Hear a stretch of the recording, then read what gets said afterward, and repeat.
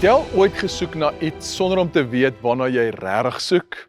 Miskien is dit 'n rusteloosheid wat jy net nie kan afskud nie. Of 'n gevoel dat iets ontbreek, maar jy kan nie beskryf as iemand jou daaroor sou vra nie. Dalk is jy nie juis ongelukkig nie, maar jy is ook nie werklik tuis in jouself nie.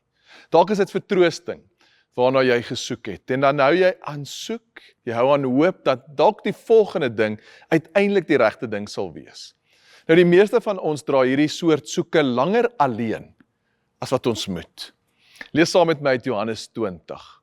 Maar Maria het buitekant by die graf gestaan en ween. En Jesus sê toe vir haar: "Vrou, waarom ween jy? Wie soek jy?" Sy het gedink dat die tuinier was en antwoord hom: "Meneer, as u hom weggedraai het, sê vir my waar u hom neergelê het en ek sal hom wegneem." Jesus sê vir haar: "Maria." Sy dra haar om en sê vir hom: "Rabboni."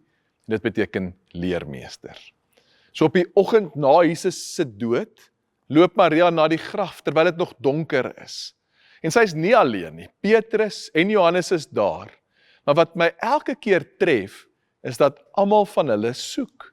Hulle is almal verward, almal in rou, niemand met antwoorde nie. So Johannes kom eerste, maar hy gaan nie in by die graf nie. Petrus storm in en dan loop hy net huis toe.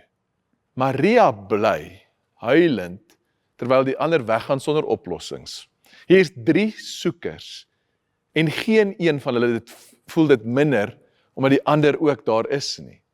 Nou dis een van die mees eerlike dinge oor hierdie hele opstandingsgebeure.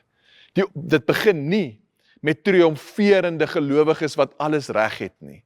Begin met gebroke, de mekaar, verwarde mense, wat vir Jesus lief was, en nie geweet het wat om volgende te doen nie. En hulle soeke lyk niks so sekerheid nie. Dit lyk soos opdaag in die donker, omdat daar nêrens anders is om te gaan nie. En hier is wat ons ontdek. Jesus is die pelgrim wat saam met soekers loop, wat nie wag vir mense om eers uit die donker te kom nie. Nee, hy gaan in die donker in. Jesus ontmoet Maria in haar trane.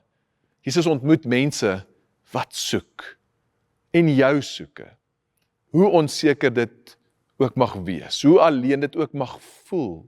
Dis nie 'n teken dat God ver van jou af is nie. Dit kan dalk juist die plek wees waar hy die naaste is. In jou rusteloosheid, jou verlange, niks diskwalifiseer jou nie. God is getrek na hulle wat soek. Jesus kom nie na mense toe wat alles uitgesorteer het nie. Hy kom na soekers.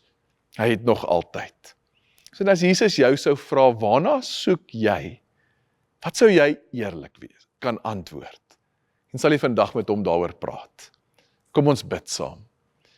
Here, u weet waarna ons op soek is. Selfs wanneer ons self nie weet nie. Here, te midde van ons ervaring dat ons alleen is. Dankie dat u teenwoordig is. Help ons om ons soeke ook na u toe te draai. Bid dit in Jesus se naam. Amen.